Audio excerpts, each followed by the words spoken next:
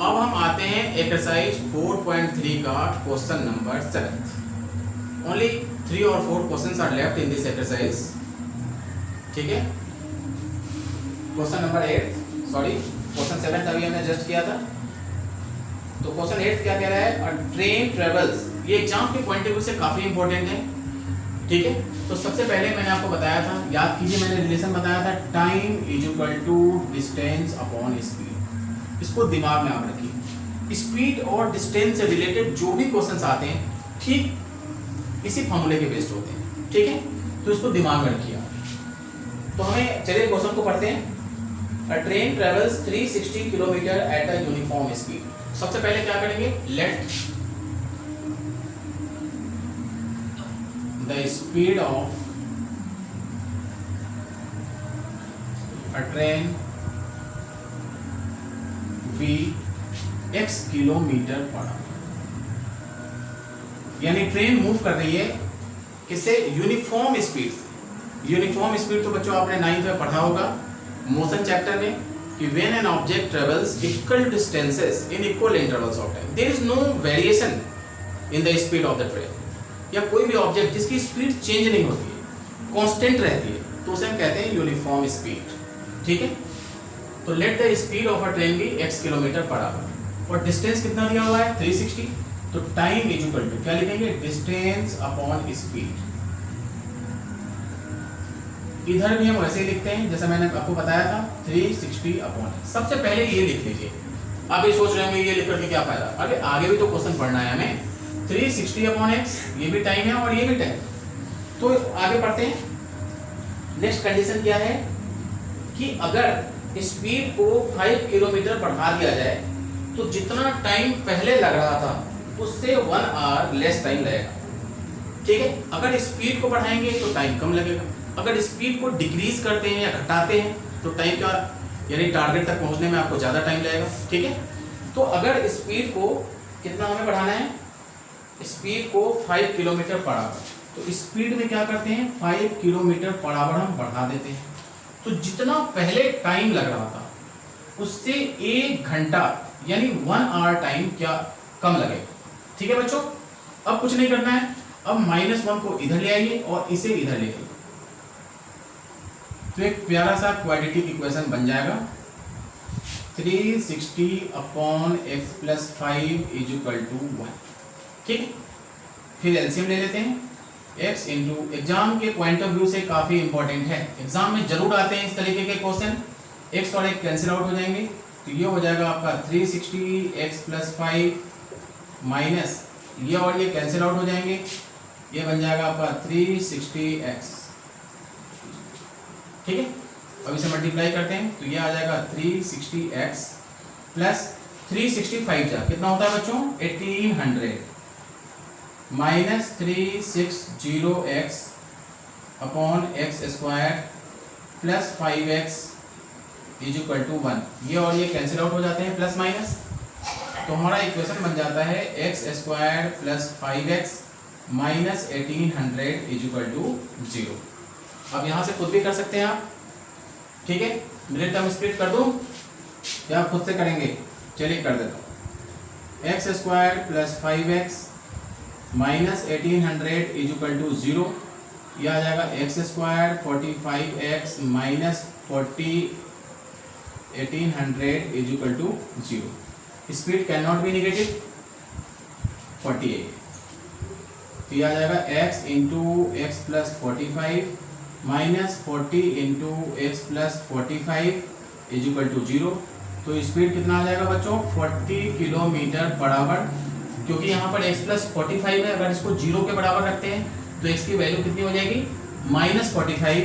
तो x is equal to -45 kilometre per hour admissible नहीं है, तो इसको हम कंसिडर नहीं करते हैं।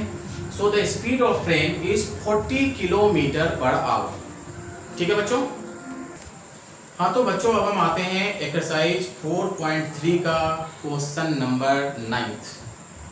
काफी चैलेंजिंग क्वेश्चन है और इससे रिलेटेड एक नया क्वेश्चन हर एक एग्जाम्स में, चाहे पाइप से रिलेटेड हो, चाहे टैप रिलेटेड प्रॉब्लम हो, एक नए क्वेश्चन चाहे बोर्ड हो, चाहे प्री बोर्ड हो, चाहे स्कूल के टेस्ट हो, उसमें जरूर आते हैं।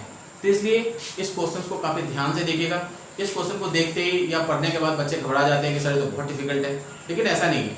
चलिए इस क्वेश्चन को पढ़ते हैं। 2 water taps together can fill a tank. देखिए 2 टैप है हमारे पास। जो पहला वाला जो टैप है उसको मैं बना देता हूँ स्मॉलर डायमीटर। डायमीटर जानते हैं बच्चों? जिसकी क्रॉस सेक्शनल एरिया कम है। और जो दूसरा टैप है ये आपका लार्जर डायमीटर का है। ठीक है, 2 टैप है हमारे पास, टैप 1 और टैप 2। अब देखिए जिसकी डायमीटर ज्यादा है उससे सेम टाइम में पानी क्या होगा, ज्यादा निकलेगा। और जिसका जो स्मॉलर टैप है जिसकी क्रॉस सेक्शनल एरिया कम है, यानी इसका डायमीटर क्या है, स्मॉलर है, तो किसी टैंक को भरने में थोड़ा ज्यादा समय लेगा।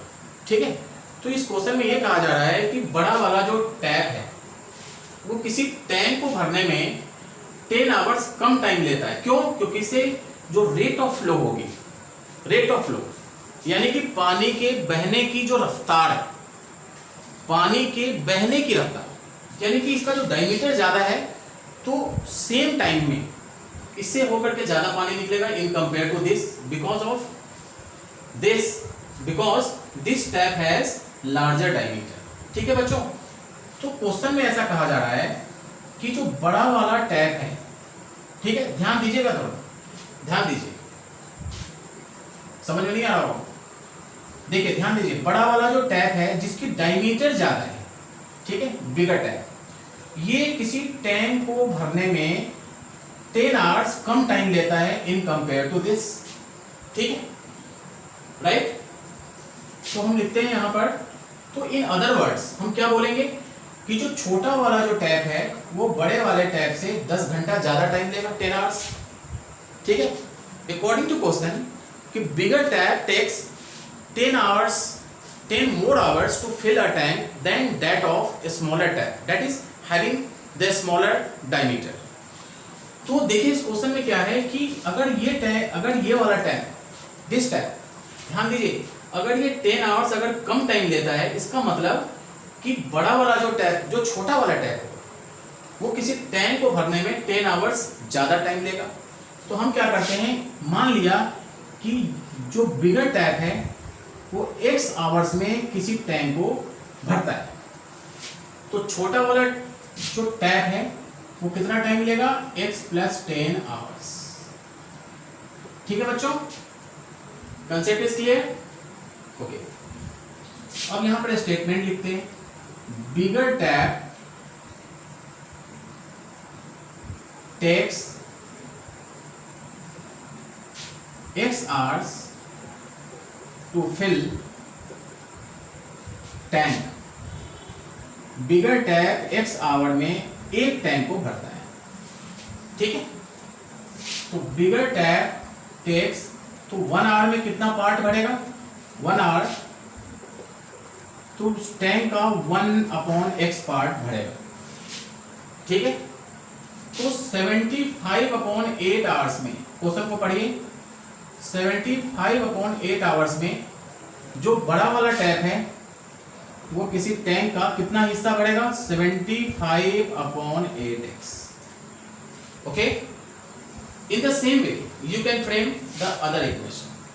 Smaller tap takes x + 10 hours to fill tank. कितने टैंक, 1 टैंक। ठीक है, तो smaller tap takes 1 hour. 1 hour में जो छोटा वाला टैप है वो टैंक का कितना हिस्सा बढ़ेगा, 1/x + 10। तो 75/8 आवर्स में टैंक का कितना हिस्सा बढ़ेगा, ये छोटा वाला टैप, ये भरता है आपका 75/8 × x + 10 पार्ट। यहां तक आप नोट कीजिए, फिर आगे बढ़ते हैं। अब जो इसके बाद की जो कंडीशन है, उस कंडीशन में करना क्या है कि दोनों टैप्स को अगर एक साथ when both the taps are running together, दोनों टैप को अगर एक साथ अगर खोल दिया जाए तो टैंक को भरने में अलग अलग कितना टाइम लेगा। ठीक है, ये पूछा गया है। तो चलिए मैं इस इक्वेशन को मैं यहां पर लिख देता हूं। According to given condition ATC 75/8x plus 75/8 into x plus 10, दोनों टैप मिल करके एक टैंक को भरते हैं। तो दोनों टैप को अलग अलग कितना समय लगेगा। अगर दोनों टैप को अगर अलग अलग खोलकर छोड़ दिया जाए तो दोनों टैप अलग अलग कितने टाइम में टैंक को भरेंगे। This is the question. ठीक है, तो चलिए इस इक्वेशन को सॉल्व करते हैं। ठीक है, ओके। हाँ तो बच्चों ये हमारा इक्वेशन बना था। अब इस इक्वेशन को मैं फर्दर यहाँ पर सॉल्व कर रहा हूँ। फिर से मैं कॉपी कर रहा हूँ यहाँ पर 75/8x plus 75/8 into x plus 10 is equal to 1। अब क्या करना है, 75/8 कॉमन ले लेते हैं तो अंदर आ जाएगा आपका 1/8x प्लस, सॉरी 8 तो बाहर आ चुका है, 1/x plus 10 is equal to 1। अब क्या करते हैं, 75/8 को बिल्कुल इसके नीचे ले जाएंगे तो इसका रेसिप्रोकल हो जाएगा 1/x plus 1/x plus 10 is equal to 8/75। ठीक है बच्चों, यहां तक कोई प्रॉब्लम बिल्कुल नहीं। चलिए अब क्या करना है, फिर से एलसीएम लेकर के इसे सॉल्व करते हैं। एक क्वाड्रेटिक इक्वेशन बन जाएगा x इंटू एक्स प्लस 10, नीचे से डिवाइड करेंगे तो x कैंसिल आउट हो जाएगा तो ये हो गया x plus 10 cancel out, x is equal to 8/75। अब इसे सॉल्व करते हैं तो ये आ जाएगा 2x plus 10/x square plus 10x is equal to 8/75। ठीक है, आगे बढ़े। अब क्रॉस मल्टीप्लाई करते हैं, 8 को क्रॉस मल्टीप्लाई, तो क्रॉस मल्टीप्लाई करने पर रिजल्ट क्या आएगा, 8x square plus 80x will be equal to 75 टू जाओ 150x। ठीक है बच्चों, एंड देन 750। ओके, अब इसे सॉल्व कर लीजिए, सिंप्लीफाई कर लेते हैं। 8x स्क्वायर, ये 150 इधर आ जाएगा तो ये आ जाएगा -70x minus 750 is equal to 0। अब इसमें हम क्या करते हैं, कॉमन ले लेते हैं जिससे कि इक्वेशन थोड़ा सिंप्लीफाई हो जाए। 4 को ले लो कॉमन, नहीं 2 लेते हैं तो 2 कॉमन ले लेंगे तो ये हो जाएगा 4x square minus 35x minus 375 is equal to 0। यह आपका क्वाड्रेटिक इक्वेशन बन गया। अब इस क्वाड्रेटिक इक्वेशन को आप किसी भी मेथड से सॉल्व कर सकते हैं। आगे कर दूं या आप खुद से ट्राई करेंगे, 1 मिनट। चलिए अब इसमें देखिए मिडिल टर्म नहीं समझ में आ रहा तो सीधा सीधा क्या करेंगे, d निकाल लीजिए, b स्क्वायर माइनस 4ac लिख देता हूं मैं यहां पर फिर से, b स्क्वायर माइनस 4ac। अब देखिए इसे मैं इंटू करूंगा, b का स्क्वायर दैट इज 35 का स्क्वायर कितना होता है बच्चों, 1225 प्लस 4 4 जा 16 4ac 16, ये कितना हो जाएगा, 16 को 375 से इंटू करते हैं तो ये आ जाता है आपका 6000, ये आ जाएगा 7225, x की वैल्यू हो जाएगी minus b minus that is plus 35 plus minus square root 7225/28 that is 2 4 जा 8। Any problem? नो। तो ये आ जाएगा x is equal to 35 plus 7225 का स्क्वायर रूट क्या होता है बच्चों, कितना होता है 85, यस 85/8, और ये आ जाएगा 35 माइनस 85/8। ये वैल्यू तो माइनस में आएगी तो ये कंसीडर नहीं किया जाएगा। ठीक है, इसमें कंसीडर करते हैं तो ये कितना आ जाएगा 120/8 दैट इज 15 आवर्स। कहने का मतलब कि जो बड़ा वाला टैप है वो 15 आवर्स में टैंक को भरेगा और छोटा वाला tap 15 plus x that is 25 hours में। ठीक है बच्चों।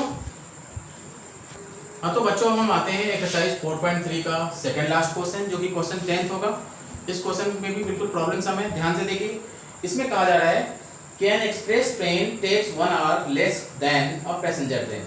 जाहिर सी बात है, क्योंकि एक्सप्रेस ट्रेन की स्पीड ज़्यादा होती है, पैसेंजर ट्रेन की स्पीड कम होती है, तो एक्सप्रेस ट्रेन पैसेंजर ट्रेन से कम टाइम लेता है। ठीक है, to travel 132 kilometre between Mysore to Bangalore.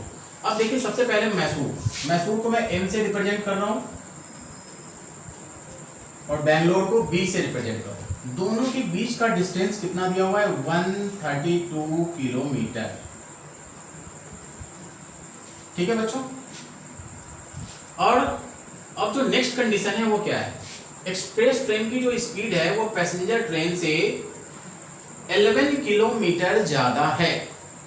ठीक है, तो let the speed of, concept वही अप्लाई हुआ जैसा कि मैंने आपको बताया था, time is equal to distance upon speed. नहीं याद तो फिर से लिख लीजिए, let the speed of passenger train be x kilometre per hour, speed of express train कितनी हो जाएगी बच्चों? 11 किलोमीटर ज्यादा है पैसेंजर ट्रेन से, तो एक्सप्रेस ट्रेन की जो स्पीड होगी वो x plus 11 kilometre per our होगी। ठीक है, अब अकॉर्डिंग टू गिवन कंडीशन क्या होगा? एक्सप्रेस ट्रेन की जो स्पीड है आपको मालूम है, अब पैसेंजर ट्रेन को कितना टाइम लगता है? Time is equal to distance upon speed, that is distance is 132। एक बार डिस्टेंस कंफर्म कर लूं, yes 132, and speed is x, और यहां पर लिख लीजिए 132 अपॉन पैसेंजर ट्रेन को कितना टाइम लगेगा? 132 अपॉन x, और एक्सप्रेस ट्रेन को कितना टाइम लगेगा? 132 अपॉन x प्लस 11, क्योंकि एक्सप्रेस ट्रेन की स्पीड x प्लस 11। अब कह रहा है कि जो पैसेंजर ट्रेन है, सॉरी एक्सप्रेस ट्रेन, वो पैसेंजर ट्रेन से 1 घंटा यानी 1 आवर लेस टाइम लेता है। ठीक है बच्चों, राइट, यानी कि एक्सप्रेस ट्रेन पैसेंजर ट्रेन से 1 घंटा कम समय लेता है। तो इसका मतलब जो पैसेंजर ट्रेन में क्या करेंगे? 1 आवर लेस करेंगे। अब इसे इधर ले आइए और उसे उधर ले जाइए, तो 132 upon x minus 132 upon x plus 11 is equal to कितना हो जाएगा बच्चों? 1। अब इसे सॉल्व कर लेते हैं। जब आप इसे सॉल्व करेंगे तो आपकी x की जो वैल्यू होगी वो 33 किलोमीटर पर आवर आएगी, और पैसेंजर ट्रेन की स्पीड और एक्सप्रेस ट्रेन की स्पीड कितनी हो जाएगी? 33 plus 11 that is 44 kilometre per hour. ठीक है, यू कैन चेक योरसेल्फ।